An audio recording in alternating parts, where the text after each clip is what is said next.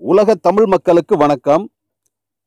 ஜெயலலிதாவின் போயஸ் கார்டன் வீட்டை தனக்கு மட்டும் உரிய சொத்தாக மாற்றிக்கொள்ள ஜெயலலிதாவின் அண்ணன் மகன் தீபக், சசிகலாவின் ஆசியோடு, டிடிவி தினகரனின் ஆதரவோடு பல்வேறு தகிடு தத்தங்கள், தில்லுமாரித்தனங்களை செய்து வருவது அம்பலமாகி இருக்கிறது. இது பற்றிய தகவல்களை தெரிந்து கொள்வதற்கு முன்பாக யூனிவர்ஸ் டிவியை சப்ஸ்கிரைப் செய்து கொள்ளுங்கள். கீழே உள்ள சிகப்பு பட்டனை அழுத்தி யூனிவர்ஸ் டிவியை சப்ஸ்கிரைப் செய்து கொள்ளுங்கள்.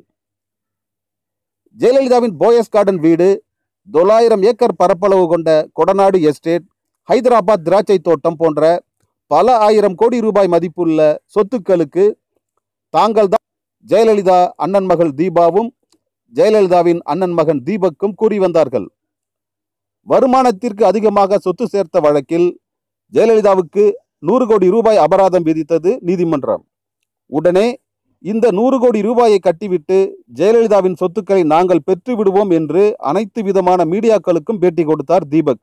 ஆனால் கொடநாடு எஸ்டேட் உட்பட 68 விதமான சொத்துக்களை பறிமுதல் செய்ய நீதிமன்றம் உத்தரவிட்டதை அடுத்து அதிர்ந்து போனார்கள் தீபக்கும் தீபாவும்.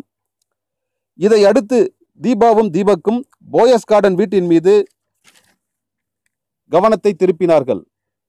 ஜெயலலிதா வாழ்ந்த வீடு என்பதாலும், ஜெயலலிதா இங்குதான் தனது அரசியல் நடவடிக்கைகளையும் தமிழக ஆட்சியையும் நடத்தினார் என்பதாலும் தீபாவிற்கு போயஸ் கார்டன் வீட்டை கைப்பற்ற வேண்டும் என்கிற வெறி ஏற்பட்டிருக்கிறது. போயஸ் கார்டன் வீட்டை கைப்பற்றினால் தனது அரசியல் வெற்றிக்கு போயஸ் கார்டன் வீடு பேருதவியாக இருக்கும் என்பதுதான் தீபாவின் கருத்து. ஆனால் தற்போது தீபா வாழ்ந்து வரும் வீடு ஜெயலலிதா கொடுத்ததுதான் என்றும், போயஸ் கார்டன் வீடு தனக்கு மட்டும்தான் கிடைக்க வேண்டும் என்பது தீபக்கின் கருத்து. ஆரம்பத்திலிருந்தே சசிகலாவுக்கு ஜால்ரா போட்டுக்கொண்டு சசிகலா கும்பல் அள்ளி வீசிய பணத்தில் உல்லாசமாக வாழ்ந்து வந்த தீபக் தற்போது டிடிவி தினகரனின் ஆதரவோடு போயஸ் கார்டன் வீட்டை தனது பெயரில் மட்டுமே மாற்றி எழுதி கொள்ள வேண்டும் என்று பல்வேறு தகிடுதத்தங்கள், தில்லுமாரித்தனங்களை செய்து வருவதாக விவரம் தெரிந்தவர்கள் கூறுகிறார்கள். தீபாவை போயஸ் கார்டனுக்கு வரவழைத்து கொலைவெறி தாக்குதல் நடத்தியதும் இதற்காகத்தான் என்பதும், தீபாவை தனியாக வர வேண்டும் என்று தீபக் கூறியதும், தனியாக வந்திருந்தால் தீபாவுக்கும் ஜெயலலிதாவுக்கு ஏற்பட்ட முடிவுதான் ஏற்பட்டிருக்கும் என்றும் கூறுகிறார்கள்.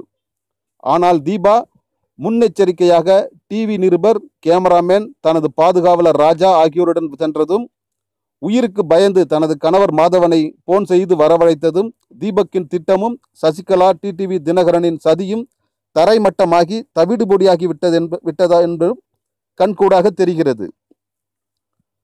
போயஸ் கார்டனை தன் பெயரில் மட்டுமே மாற்றிக்கொள்ள தீபக் என்னென்ன தகிடுதத்தங்களை செய்ய போகிறார், இதற்கு சசிகலாவும் டிடிவி தினகரனும் என்னென்ன சதி வேலைகள் செய்ய போகிறார்கள், தீபாவின் நடவடிக்கைகள் இனி எப்படி இருக்கும் என்பதையெல்லாம் பொறுத்திருந்துதான் பார்க்க வேண்டும்.